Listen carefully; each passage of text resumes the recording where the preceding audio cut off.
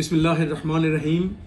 প্রিয় অভিভাবক, আজ থেকে আমি শুরু করছি সন্তান গড়ার স্কুল ইসলামিক প্যারেন্টিং সিরিজের প্রথম পর্ব। তা হলো সন্তান আপনার কথা নয়, আপনার কাজ ও আচরণ অনুসরণ করে। সন্তান আল্লাহ তাআলার পক্ষ থেকে আমাদের জন্য একটি আমানত। এই আমানত দুনিয়া ও আখেরাতে সফল মানুষ হিসেবে গড়ে তোলার লক্ষ্যেই সন্তান গড়ার স্কুল ইসলামিক প্যারেন্টিং সিরিজে আপনাকে স্বাগত।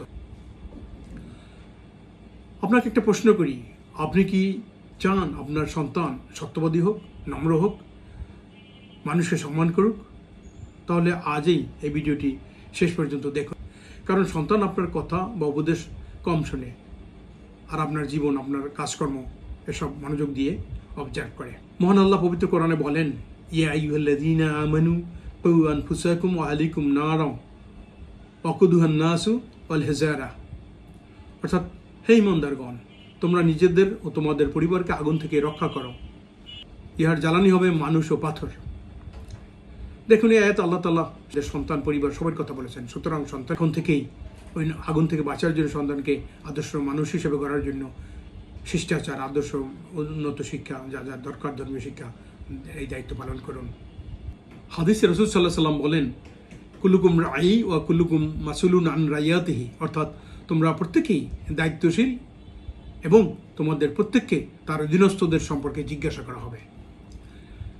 এই ব্যাপারে বক্তব্য হলো, সেদিন অর্থাৎ কিয়ামতের দিন আল্লাহ আমাদেরকে জিজ্ঞাসা করবেন, তোমার সন্তানের শিক্ষা, শিষ্টাচার, নৈতিকতা স্বভাবে তুমি কি করেছো? তাই এই প্রশ্নের উত্তর ঠিকভাবে দেওয়ার জন্য আমাদেরকে কি এখন থেকেই যথাযথ ভূমিকা পালন করতে হবে না? প্রিয় অভিভাবক, একটা বিষয়ে কল্পনা করুন, আপনি বাসায় কারোর সাথে ফোনে কথা বলতেছেন। এই সময় এক লোক এসে আপনাদের দরজা আপনার সম্পর্কে আপনার সন্তানের কাছে জিজ্ঞাসা করলো যে সে ঘরে আসে কিনা। আপনার সন্তানকে আপনি বলে দাও যে বাবা ঘরে নেই, এবং আপনার সন্তান সেবা বলে দিল, এবং পরবর্তীতে সেও তার ব্যক্তি জীবনে এরকম মিথ্যার আশ্রয় নেবে, মিথ্যা কথা বলবে।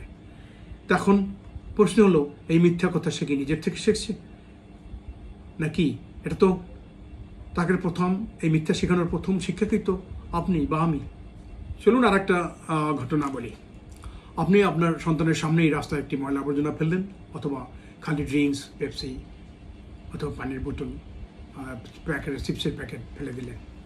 আপনার সন্তানও তাই করলো, এবং সে ধারণা করলো এটা কোনো পরিষ্কার পরিচ্ছন্নতা বা পরিবেশ বা আইন ভঙ্গের কোনো কারণ না, এটা স্বাভাবিক ব্যাপার। সুতরাং এখন বুঝতেই পারছেন, বাবা মায়ের কথা বা আচরণ থেকেই সন্তান কিন্তু শিখলো যে এই ব্যাপারটা। চলুন একটা অনুপ্রেরণামূলক উক্তি শুনি।